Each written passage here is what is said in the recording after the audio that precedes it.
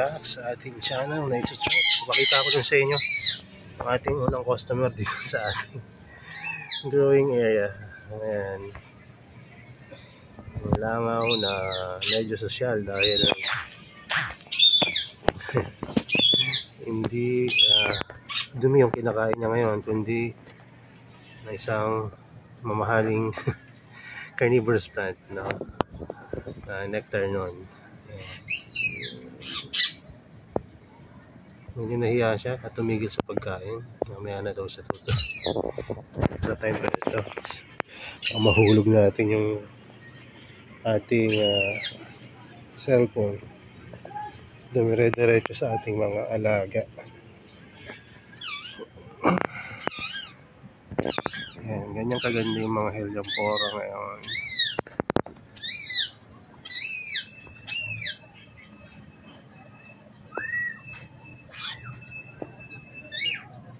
Kung yung ginagawa niya dyan, tambay muna. Hiya kumain eh. Isang ganda ng kulay, di ba?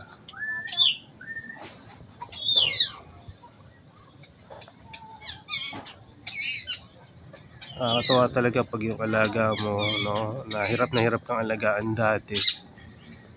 At kapagal lumaki.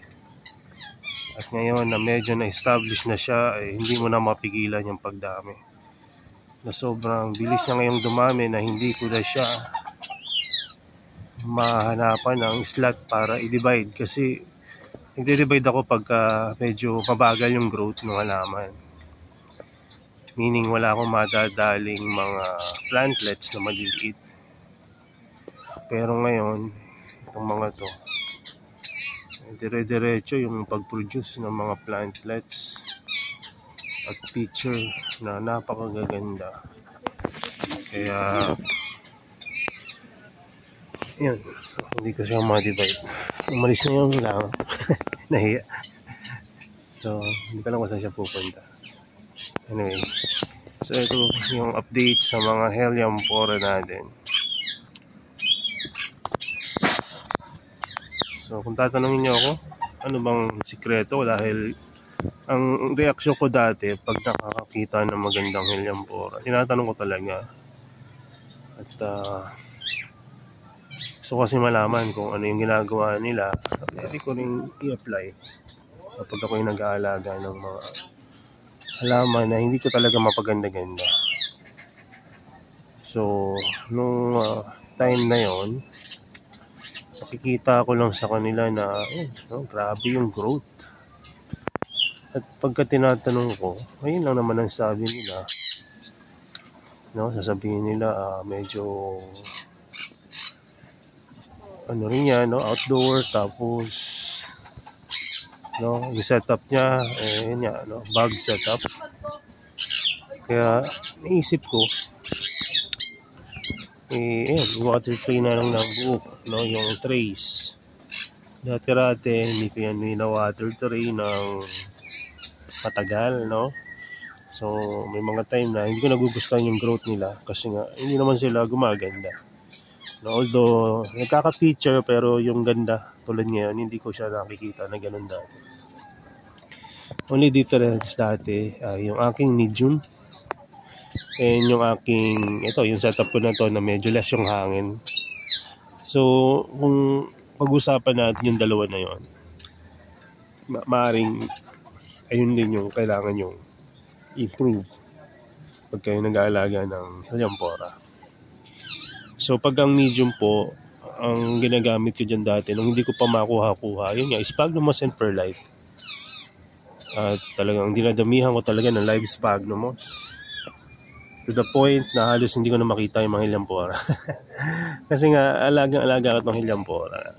Mahal na mahal ko yung halaman na to kasi kakaiba yung ganda niya. So syempre Sphagnumos medyo hirap pa yan paramihin dati. So limited lang yung paglalagay ko ng live Sphagnumos. So kaya pag sa Helianthora yun, wala akong walang limit pagka Sphagnumos kasi nga hirap sila alagaan no, nung dati. Although nabubuhay ko naman, napaparami, pero yung napapaganda tulad nito ngayon Hindi ko po akalain na gaganyan sila kaganda ngayon.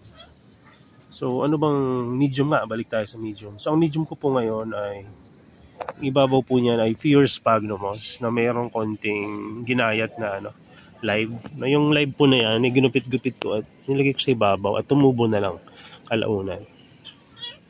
Tapos, ang pinakailalim po niyan, kung titignan nyo, sisilipin nyo dyan sa mga nahukay, mataas yung perlite. Kung sasabihin ko totoo, puro perlite lang po ang ilalim yan. Yan. Or hindi man, 90% perlite. Tapos, inibabawang ko lang ng pure sphagnumos. So, yan. So, kung makikita nyo, pati dun sa kabila, ganun din yung medium yan. Maliban na lang yung mga bagong tanim dahil hindi ko na pinakailaman. So, ang medium niyan ay sphagnumos and perlite dun sa iba. Lalo na dun sa ciliata. Tapos, sa medium, okay na, no? Pagdating naman po sa growing area, etong plastic na to, yung nakatulong din sa akin. So, kapag may plastic, hindi ganun kahangin. So, pag hindi ganun kahangin, so tumataas yung humidity, mas gusto siguro nila yun. Pero paminsan-minsan, malakas pa rin ang hangin dito. Nasa growing area namin. So, ayun, yung dalawa na sana, mai-try nyo rin, no? I-try nyo muna sa maliit para kung hindi kayo kumbinsido dun sa shinare ko, paano nyo muna? Ma-test nyo muna. Pero ayun lang po yung aking ginawa. Yung medium po na to, siguro mahigit na 1 taon. Hindi ko na binabago, hindi ko na nire-relevant. Kasi wala namang problema. Ang akala natin, kapag babad sa tubig, dun talaga mag-a-algae. Pero ito, tubig lang to palagi. Hindi ko na po pinatutuyo yan. So bakit hindi siya nag-a-algae? Kasi nga, hindi ko ginagamitan ng kung ano-anong chemicals. Ayun lang yun. Ayan, chemicals na nilagay ko dyan, pesticides, no? Pagka may nakikita akong delicates, no? Ayan.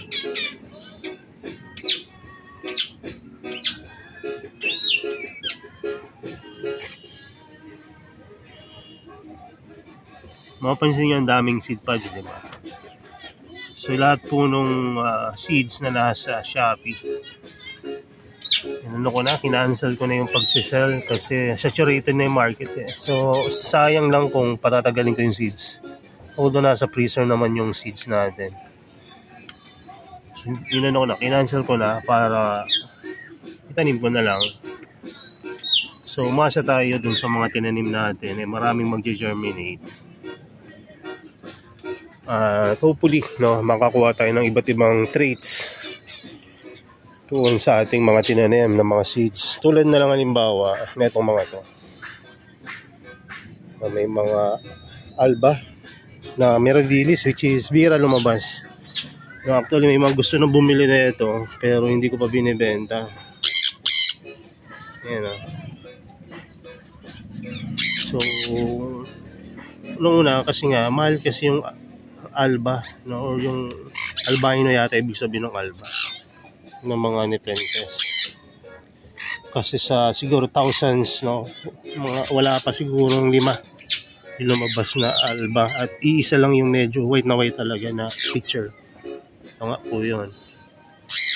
At yung lip na ito parang nagbabarigate nga rin pero sana nga magbabarigate or baka may problema. Pero hopefully nga ganun yung naging sitwasyon. Kasi nakakaba rin. Baka mga dali pa itong nag-iisa na ito.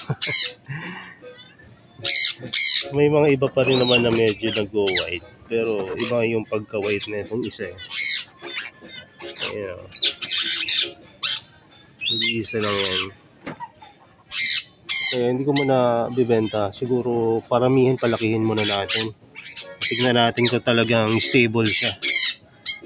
Kasi may mga iba na pinaarawan ako. From white, naging medyo peach yung kulay. Pero near albinism pa rin. Kaya dyan ko nilagay yung iba para maarawan. Ito po. Ang lalaki na itong iba.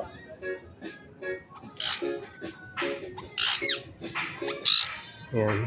So yung iba nagkukulay yan pagka tumagal sa arawan, kaya hindi ko muna i-out. Observe pa natin pag lumaki-laki, di pagka may malalaki nga na pure white, edi maganda.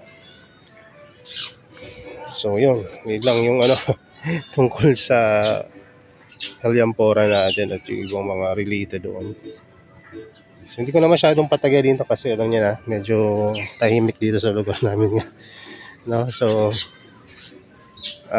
mag-propagate siguro ako ngayon habang walang ginagawa kasi sayang yung oras kung wala tayong gagawin dito sa growing area. Kung paano ko kaya nakalabas to sana, itong mga trays na to, ihiwalay ko lahat ng red, lahat ng white, green, and speckled. Kaya lang, at this stage, I think, hindi pa magandang maglipat-lipat. Maabala lang sila sa kanilang growth kasi bukod sa mainit, maari pang magbago yung kulay niyan. Ayan. So yun lang muna at mas maganda siguro mag-propagate tayo ngayon para sa mga time na wala tayong mga time na gawin yun, nagawa na natin. So yun lang muna. Salamat sa inyong panonood. God bless. Bye-bye.